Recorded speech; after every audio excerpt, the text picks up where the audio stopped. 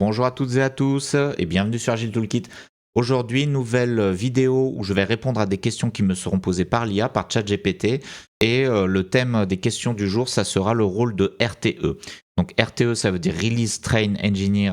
C'est un rôle de la méthode SAFe, qui est une méthode d'agilité à l'échelle. L'agilité à l'échelle, c'est l'agilité pour les grands projets, donc qui s'appuie sur Scrum pour le niveau équipe et au niveau de ce qu'on appelle un programme. Donc c'est un ensemble d'équipes qui travaillent tous sur un même produit au sein d'un même projet, si on veut simplifier. Eh bien, il y a des rôles spécifiques comme RTE, Product Manager, Business Owner, Système Architecte.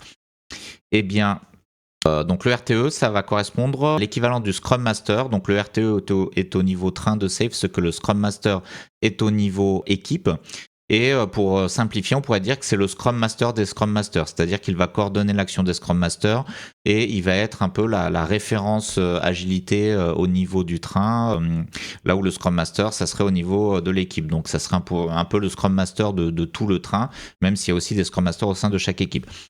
Donc c'est le premier rôle qu'on fait sur l'agilité à l'échelle dans cette série de questions, mais on a déjà fait les rôles de Scrum Master, de Product Owner et de Coach Agile, qui sont les rôles plus classiques, plus basiques.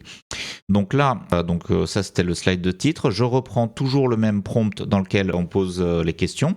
Comme ça, je suis sûr de ne pas avoir deux fois la même question, d'avoir un peu toujours le même style.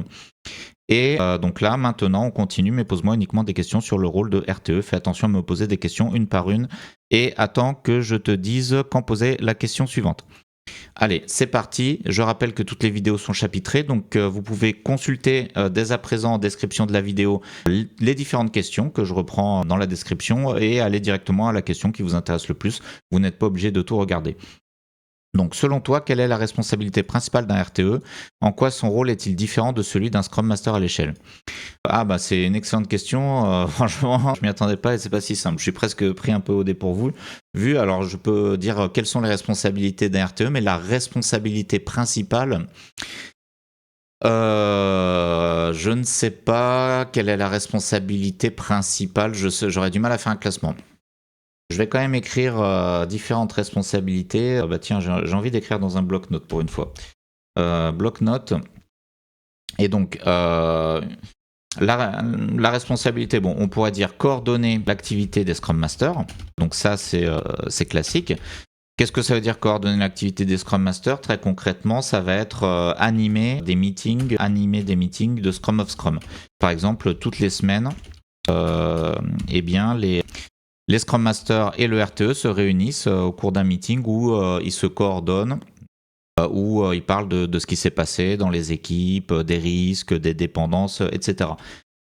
Donc il va aussi animer des meetings dédiés au PO. Animer le PO Sync. Le RTE ou la RTE va également... Donc ces deux meetings, Scrum of Scrum ou PO Sync, ça peut être remplacé par un seul meeting unique, ART Sync. J'en ai parlé sur la chaîne, il y a une vidéo dédiée. Donc c'est soit on fait deux meetings, un pour chaque, soit ART Sync. J'ai l'impression que la caméra tremble parce que j'ai tapé sur ma table, désolé. Donc ça c'est vraiment coordination, animation. Il y a un rôle qui est bien en visibilité, c'est animer tout ce qui est PI Planning, animer le PI Planning. Donc animer, alors j'ai mis animer mais organiser aussi, organiser, prévoir, animer le PI planning. Donc le PI planning, c'est l'événement emblématique de la méthode SAFe, là où les équipes vont se réunir tout ensemble pour planifier pour une période de 3 mois en général, et ça peut faire beaucoup de monde, c'est tout un travail, toute une coordination. Mais le RTE, voilà, ça c'est vraiment des classiques très concrets. Mais le RTE, en réalité, c'est plus que ça. Je dirais que c'est un leadership agile au sein de tout le train.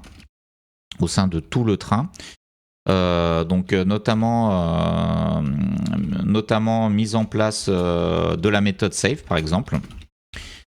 Mise en place de la méthode SAFe, coaching, donc c'est une sorte de coach agile, de même que le Scrum peut être vu aussi comme un coach agile à l'intérieur de l'équipe. Le RTE, lui, va être un coach agile à l'échelle du train, donc à un niveau plus élevé dans les niveaux d'échelle, donc plus haut au niveau train, donc avec des problématiques différentes, par exemple problématiques de gestion des dépendances, de risques, des problématiques avancées comme par exemple tout ce qui va être topologie d'équipe, etc.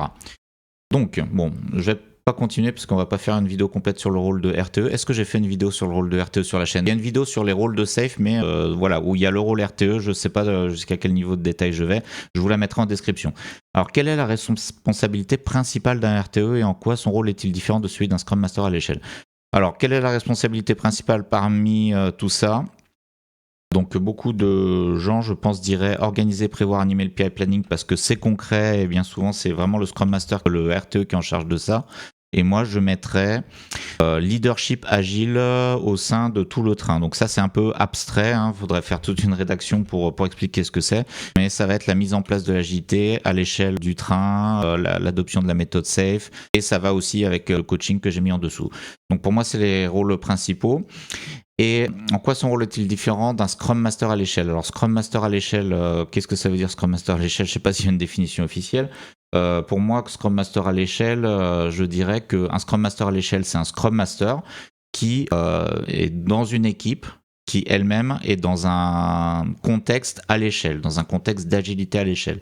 Donc un Scrum Master à l'échelle va être Scrum Master d'une équipe, mais il va devoir faire des choses qui sont relatives à l'agilité à l'échelle. Qu'est-ce que ça va être ces choses? Ça va être interagir plus avec les autres équipes du train, ça va être préparer les PI planning. Alors là où le RTE, lui, va préparer le PI planning au global, les Scrum Masters, eux, à l'intérieur des équipes, vont préparer le PI planning pour leur équipe. Ils vont préparer leur équipe au PI planning. Donc ça sera la même chose, mais dans un périmètre plus réduit, qui est le périmètre d'équipe, mais qui peut déjà être assez compliqué. Et là où le RTE, lui, va avoir une vision d'ensemble de toutes les équipes, il ne va pas rentrer dans les détails de chacune des équipes, mais il va organiser l'événement pour tout le monde et voilà, et coordonner beaucoup de choses en s'appuyant sur les Scrum Masters. Mais finalement, les rôles, ils sont finalement assez proches. Simplement, le RTE, lui, va avoir une vision plus haute, plus large de l'ensemble et bon, ça pose quand même des problématiques différentes. Voilà, bon, allez, question suivante. C'est une question difficile, mais très intéressante. Question suivante. Ça fait déjà 7 minutes que je tourne, 8 minutes. Donc je vais essayer d'aller plus vite. Comment un RTE peut-il créer de la fluidité sur le train sans tomber sans un rôle de chef de projet déguisé? Aïe aïe aïe, c'est vraiment pas simple comme question. Comment on peut créer de la fluidité? Alors ça se crée pas comme ça. Alors pour moi il y a deux questions en une, mais bon, on va essayer de répondre aux deux. Alors déjà, je vais répondre comment ne pas tomber dans le rôle de chef de projet déguisé. Je dirais, il faut se comporter avec des valeurs agiles, donc de transparence, de bottom-up, etc. Et je dirais qu'il faut s'appuyer sur les Scrum Masters et ne pas faire comment on appelle ça, du micromanagement ou ne pas exiger des tas de documents et des tas de process très lourds, mais il faut que le RTE fonctionne en mode agile, un peu comme un Scrum Master le ferait au sein de son équipe. Et créer de la fluidité. Alors, pour moi, une des clés, c'est le processus itératif. Donc là où chaque équipe va avoir des sprints, mettons, de 2 semaines, le RTE va être garant du cadencement au niveau train, au niveau programme, par exemple sur des PI de 3 mois. Et donc, il doit y avoir une régularité qui se met en place à ce niveau-là. Et c'est ça qui va assurer la fluidité. Quand les gens vont avoir un cadre, parce que l'agilité, c'est pas l'absence de cadre, c'est un cadre léger au sein duquel on peut changer la planification, etc. Mais le cadencement itératif est quand même très important. Donc ça, c'est essentiel pour assurer la fluidité. L'autre chose, donc le cadre itératif, c'est-à-dire organiser les PI planning, donner de la bonne visibilité aux PI planning, les prévoir longtemps à l'avance, même ça se prévoit, les dates se choisissent 1 an à l'avance, en général, si on est bien organisé. Donc voilà, c'est assez stratégique et il y a tout un tas de choses à faire pour que ce cadencement se fasse et que ça se passe bien. Donc d'ailleurs, il y aura dans le cours d'agilité à l'échelle, il y aura une vidéo spéciale dédiée sur le PI planning qui n'est pas encore tournée. La deuxième chose, donc une fois que ce cadencement agile de PI planning est assuré, il faut assurer la fluidité au quotidien. Donc ce qui permet de faire ça, c'est d'animer les différentes équipes via les meetings Scrum of Scrum, PO Sync, ou ART Sync. Donc ça c'est très important, ça doit se faire normalement chaque semaine, de manière à ce que l'ensemble des équipes puissent échanger, dialoguer, et donc elles doivent dialoguer afin de traiter les dépendances, d'éviter les blocages, ou du moins s'il y a des blocages, de trouver une solution, de faire un suivi des risques. Donc mettons dans un PO Sync ou dans un ART Sync par exemple, chaque équipe aura un temps de parole. Alors d'ailleurs il y a une vidéo sur la chaîne là-dessus, mais bon, chaque équipe aura un temps de parole, et donc les équipes étant représentées par les PO et ou les Scrum Masters. Donc on fait la météo de l'équipe pour chaque équipe, donc est-ce que ça va bien, est-ce que ça va pas bien. On fait un suivi des dépendances, suivi des deliveries, les délivrables, des livraisons, pour indiquer s'il y a des retards ou pas, les risques, suivi des risques, et observation, voilà. Alors je me souviens plus exactement, il y a plusieurs... Il y a plusieurs manières de faire, mais ça c'est vraiment le plus classique. En général, on fait, chaque équipe traite ces choses-là. Et c'est le rôle du RTE d'animer ce genre de réunion, de donner la parole à tout le monde et de s'assurer que les informations circulent à l'intérieur de tout le train via ce meeting, où il y a uniquement, bien sûr, PO et ou Scrum Master, mais pas chaque développeur, parce que sinon ça ferait trop de monde. Voilà, donc... pour assurer la fluidité, il y a ce cadre léger, et ensuite que cette dynamique soit entretenue via des meetings bien organisés, réguliers. La régularité, c'est la clé. Voilà. Bon, je m'emporte. Allez, hop, question suivante. Hop. Très important, la régularité. Il ne faut pas commencer tout le temps à annuler des meetings, reporter pour telle ou telle raison. Et par exemple, quand le RTE n'est pas là, quand il part en vacances, il faut qu'il se fasse remplacer par une autre personne. Donc en général, un Scrum Master, pour assurer la continuité des opérations. Parce que voilà, donc ça c'est juste un exemple. Comment gères-tu une situation où les équipes d'un train n'avancent pas au même rythme en mettant en péril les objectifs du PI? Ouh là là, que des questions compliquées sur le rôle du RTE, mais c'est vrai que c'est un rôle compliqué. Alors, si les équipes n'avancent pas au même rythme, qu'est-ce que ça veut dire n'avancent pas au même rythme? Alors je vois deux choses. Si les équipes... Mettons, imaginons il y a une équipe où il n'y a que des débutants. Je caricature pour expliquer, parce que je ne veux pas que ça prenne trop de temps, mais mettons il y a une équipe où il n'y a que des développeurs juniors, une équipe où il n'y a que des développeurs expérimentés. Et les développeurs juniors développent beaucoup moins vite que les développeurs expérimentés. Ça ne pose pas de problème. Donc ça, on pourrait dire qu'ils n'avancent pas au même rythme. Ils ne produisent pas autant de fonctionnalités aussi rapidement que les développeurs expérimentés. C'est un cas d'école. Normalement, ça n'existe pas, des équipes où tout le monde est junior et d'autres où tout le monde est expérimenté. En fait, si, ça existe, mais on essaye d'éviter ce genre de choses. Mais peu importe, c'est juste pour la réflexion. Donc, si les équipes ne développent pas au même rythme, ce n'est pas un problème du moment que c'est anticipé et qu'on planifie. Si c'est anticipé, ça veut dire que l'équipe où il y a les développeurs peu expérimentés qui développent moins vite, on va leur donner moins de choses à faire. Alors c'est pas on va leur donner, c'est ils vont prendre moins de choses à faire parce que c'est eux qui estiment, avec l'accompagnement de leur Scrum Master, etc. Donc ils vont prendre moins de choses à faire que ceux qui sont expérimentés, qui pourront prendre plus de choses. Donc ceux qui sont expérimentés pourront avoir une plus grosse vélocité. Et donc au moment de la planification, au moment du PI planning, la planification doit tenir compte de la vélocité passée des équipes, et surtout la planification doit tenir compte des dépendances entre les équipes. Il ne faut pas qu'une équipe qui peut développer des features plus lentement qu'une autre ralentisse les autres équipes, parce que les autres équipes seraient en attente de dépendance. Donc il y a aussi une vidéo sur les dépendances sur la chaîne. Alors, donc c'est pas un problème si les choses sont anticipées. Donc comment gères-tu une situation où les équipes d'un train n'avancent pas au même rythme en mettant en péril les objectifs du PI? Donc là, si les objectifs du PI sont mis en péril, ça veut dire qu'on est dans une situation qu'on n'avait pas anticipée. Donc la situation, soit elle est liée à un problème qui est survenu, qu'on n'avait pas vu venir, un aléa. Donc là, il faut traiter le problème spécifiquement. Donc il peut y avoir plein de causes possibles. Donc là, on ne va pas faire un catalogue de causes, mais il faut se réunir à l'échelle du train. Donc par exemple le RTE avec les Scrum Masters, éventuellement des PO si ça peut être pertinent, et essayer de mettre en place une solution. Donc les solutions, ça peut être de toute nature, ça peut être replanifier les choses même en cours de PI pour tenir compte des problèmes qu'on a rencontrés. Donc replanifier les choses, ça peut vouloir dire diminuer les objectifs du PI, renoncer à certaines choses, ou alors changer l'ordre dans lequel on va faire telle et telle chose pour optimiser un peu les choses. Donc ça peut être ça. Ça peut être faire appel à des renforts. S'il y a une équipe qui est en difficulté particulière et si c'est une question de compétences techniques, eh bien d'autres développeurs d'équipes qui ont moins de problèmes peuvent venir en renfort dans l'équipe qui a des difficultés. Il y a plein de solutions possibles. Après, donc ça, c'est au cas où on a un problème conjoncturel qu'on n'aurait pas vu venir, qui est apparu comme ça. Mais donc ce qui peut arriver aussi, c'est qu'on est tout simplement mal estimé dès le départ, mal planifié parce qu'on ne connaissait pas réellement la vélocité de l'équipe, parce qu'il y avait des gens nouveaux, pour des tas de raisons. Dans ce cas-là, là aussi, il va falloir... donc si on a mal estimé, mal planifié, ça va être un peu le même genre de solution. Soit on va replanifier en cours de PI et adapter le plan en cours de route, donc, et peut-être renoncer à certains objectifs, soit on va essayer de renforcer l'équipe. Voilà, c'est les deux choses que je vois comme ça à chaud. Allez, dernière question. Question suivante. Alors, c'est vraiment des questions pas faciles. Chacune des questions mériterait des vidéos entières.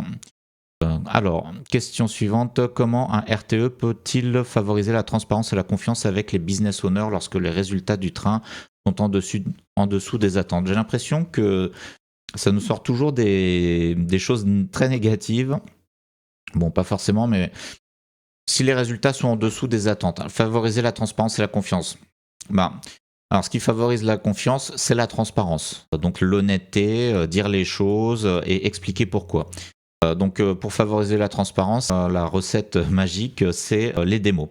Faire des démos régulières, inviter les parties prenantes des équipes, ou même de tout le train si c'est les systèmes démos, donc c'est les démos communes où on va faire une démo de l'ensemble du produit qui va illustrer ce qu'ont fait toutes les équipes du train via des démos end-to-end sur le produit une fois intégré, avec toutes les fonctionnalités intégrées.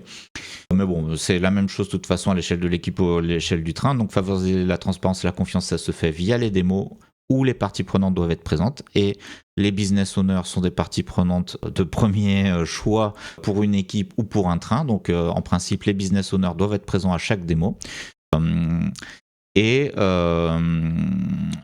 donc si les résultats sont en dessous des attentes, il faut se poser la question pourquoi. Alors peut-être directement le jour J à la démo, ça se réfléchit un petit peu avant, se poser la question pourquoi et expliquer aux parties prenantes pourquoi les résultats sont en dessous des attentes.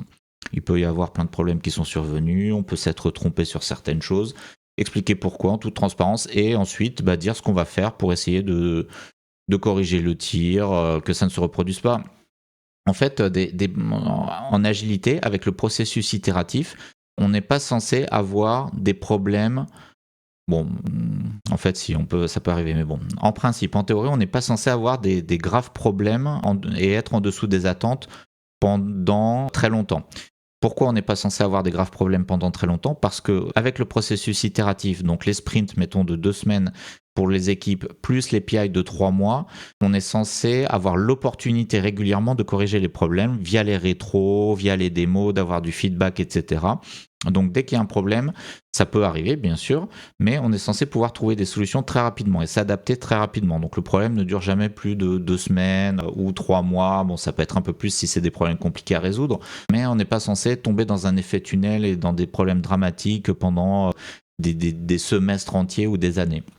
Alors ça, c'est dans la théorie, bien sûr, si on applique bien les choses, si on fait de la transparence, si on fait des rétrospectives, des problem solving workshops, etc. Dans la pratique, on ne le fait pas toujours.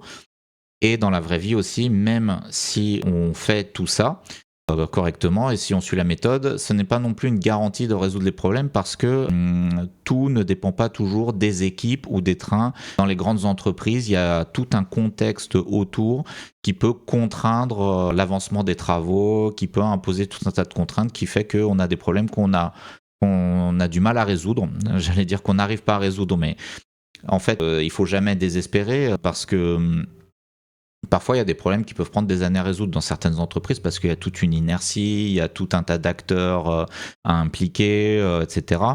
Mais il faut toujours chercher de nouvelles solutions, essayer de trouver comment résoudre ces problèmes, hein, et pas se décourager, hein, parce que si on se décourage, c'est sûr qu'on va pas résoudre les problèmes. Voilà, donc c'était des questions vraiment extrêmement intéressantes sur le rôle de RTE. Enfin, de mon point de vue en tout cas.